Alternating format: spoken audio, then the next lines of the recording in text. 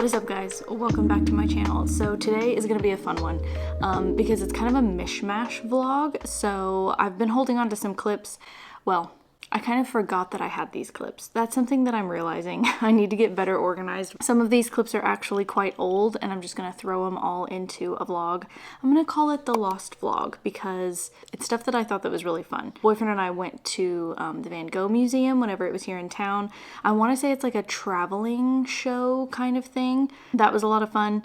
Very different. It's a different type of museum. You don't even really call it a museum. They were calling it like an immersive experience, but I thought it was really cool. And then we ended up going to the bookstore at one point. I read in the park in the sunshine. Just a fun kind of spring activities vlog, if that makes any sense. Today I'm actually going to be filming part of a writing vlog that you will see hopefully in the next couple of weeks. I'm getting close to finishing the outline for what will eventually be my third manuscript, so that's really exciting. Anyway, without further ado, let's roll the clips.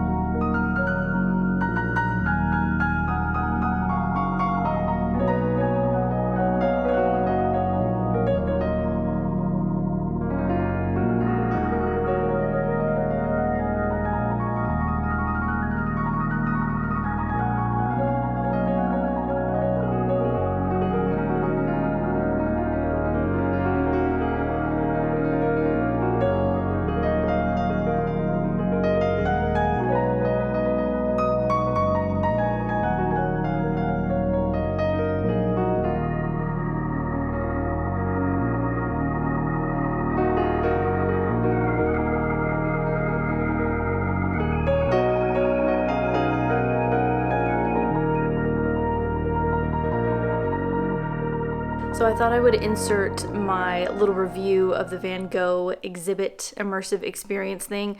Was it worth it? Was it not? Boyfriend and I thought it was a tiny bit overpriced because it's basically just one room and you sit there for maybe, I don't know, it was less than an hour for sure, maybe like half an hour or something. I think if we broke down the time that it takes for it to cycle through one complete time versus the amount that we paid, I think we paid more than $1 a minute. I mean, I don't know the exact math, but that's kind of what it felt like. Was it cool? Was it a different kind of artsy experience? Yes, I'm glad that we did it. And then the gift shop was also pretty cool. We ended up getting a print of one of the sailboat paintings. My grandmother, my maternal grandmother, loves flowers, and so I ended up getting her like a canvas tote bag with the sunflowers painting like screen printed on it. So overall, it was a cool experience, maybe a little bit overpriced, but it's very different. It's just, I've never been to anything like that before. The portraits, a lot of the portrait paintings blinked, which I thought was really cool. And then the music obviously was very fitting to the art. And it was just a whole, that was the whole thing. It was like a whole experience. You feel like you are like kind of inside the paintings. And so yeah, we thought it was pretty cool.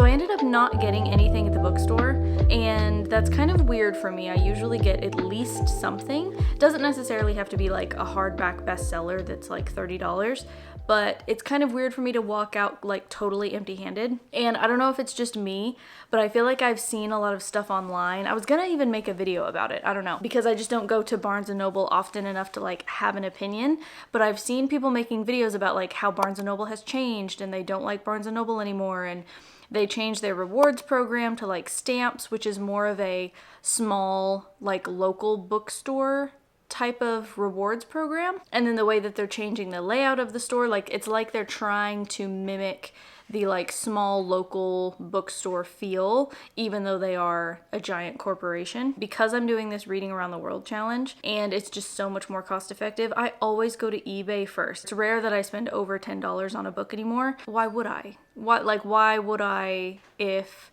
I don't have to? And a lot of times I'm reading backlist titles, like mostly that is what I'm reading. And so it's easier to find them on eBay anyway, because it's kind of a shot in the dark whether or not Barnes & Noble will even have it on the shelf. I know book sales are up because of Book Talk. There was a whole bunch of talk years ago about how the print book was gonna be no more when all the e-readers and stuff were coming out, but now it's very much like, no, Book Talk has actually reinvigorated the print industry. So I don't feel like they're gonna go out of business anytime soon. I don't think we need to worry about that, but I kind of miss that, but I think I do prefer like a smaller, independently owned bookstore sort of vibe over Barnes & Noble anyway. You always kind of feel like you're being price gouged when you go to a brand new bookstore. It's just like with clothes, like I thrifted some clothes the other day, and it's just crazy. Like the clothes feel the same, they wear the same, just like a book reads the same, even if it's second or third or fourth hand. So it's just, I don't know, it's something that's on my mind. Like I miss a bookstore. I do miss the experience of going into a bookstore, but also, why would I buy it new if I can buy it used for like a third of the price? You know what I mean? I don't know. Let's get back into the video. I think the next clips are some reading in the park. The park is so much fun. I take boyfriend along with me. We take a blanket, bottle of water, my book. It's such an underrated activity. I'm trying to learn how to monotask again and just do one thing at a time. Kind of a low-key digital detox. Like I'm not setting any hard or fast rules. I'm just trying to be more mindful of the time I spend on my phone. And I feel like reading in the park is a really good way to unplug because you're immersed in nature. Even if you're in a city park, which is what mine is, like I can literally still hear the cars driving by on the highway.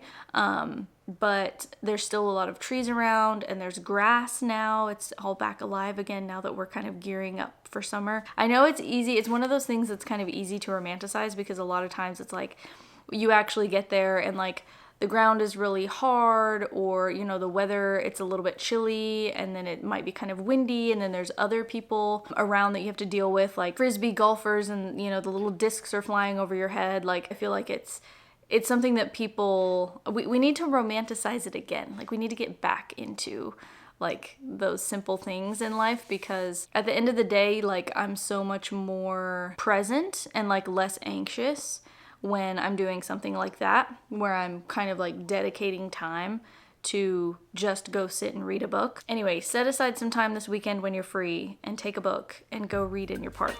Go to your local park and read your book.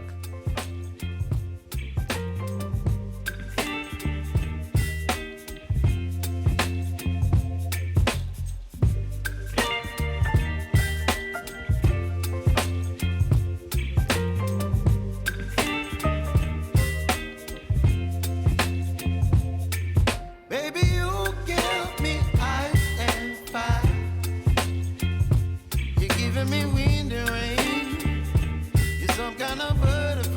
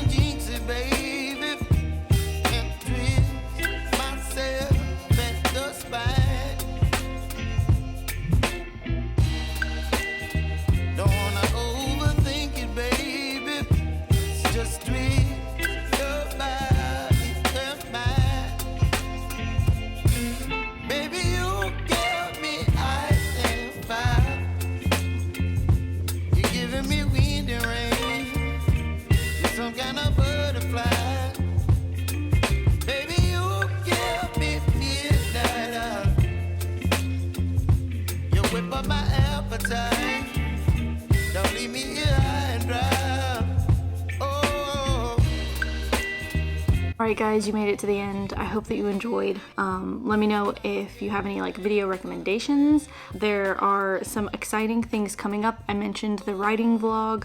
We're gonna do a living room makeover finally. I'm putting all the final pieces together.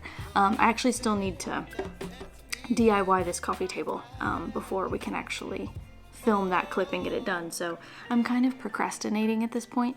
And then I also have like a Wednesday Addams book related video coming out soon.